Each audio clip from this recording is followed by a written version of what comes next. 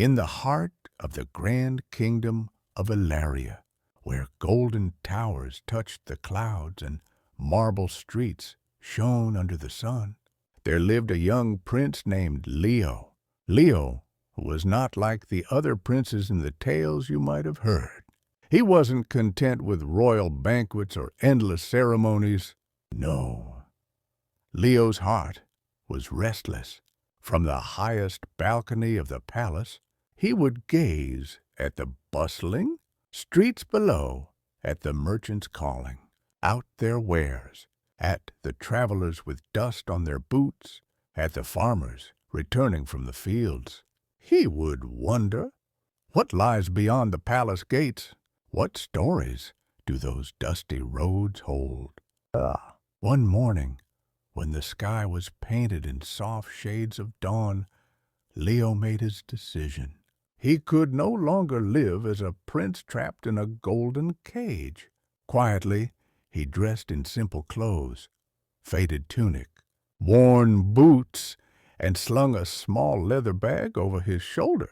In that bag, he carried only a water skin, a loaf of bread, and a small wooden compass his mother had given him. Without a sound, he slipped out of the palace and into the waking streets. Leo's journey took him first to the verdant forest, a place of towering pines and singing streams.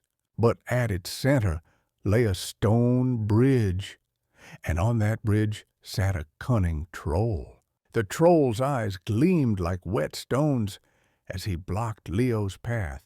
"You wish to cross?" the troll asked, his voice deep and slow. "Then answer my riddle, boy." The riddle was clever. "I have towns but no houses, rivers but no water, and forests but no trees. What am I?" Leo thought and thought, until at last he smiled. "A map," he answered. The troll roared in frustration, then stepped aside, muttering, "You may pass, clever prince, though I see you hide your crown."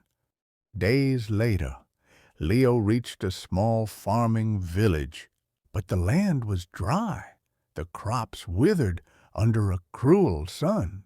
The villagers told him their canal had broken, cutting off water from the river. Without help, they would lose everything. Leo rolled up his sleeves. He gathered stones, dug with the farmers, and repaired the canal with his own hands. When water finally gushed back into the fields, the villagers cheered.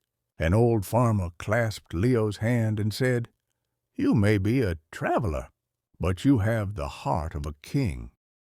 One misty morning, in the shadow of the whispering hills, Leo heard the faint cry of a child. Following the sound, he found a little boy, no more than 5 years old, shivering and lost. Leo knelt beside him. "Don't be afraid. I'll take you home." He carried the boy on his back, singing softly, until they reached the child's village. The boy's mother wept with gratitude, hugging Leo tightly. "You're an angel sent by the gods," she whispered. Many days and nights passed. Leo saw hunger and kindness, danger and friendship. He learned that true strength was not in the weight of a sword, but in the courage to help another. He learned that wisdom was not found in books alone, but in the roads you walk and the people you meet. When Leo finally returned to Elaria, the guards hardly recognized the tall, sun-browned traveler. But when the palace gates opened, the king and queen embraced him with tears in their eyes. They saw in him not just their son, but a prince who had truly walked among his people. From that day on, the people loved him, not for his crown, but for his heart. And Leo knew, deep in his soul, that he was ready, not just to rule, but to serve. Moral. True leadership comes from experience, empathy, and courage, not from the weight of a crown.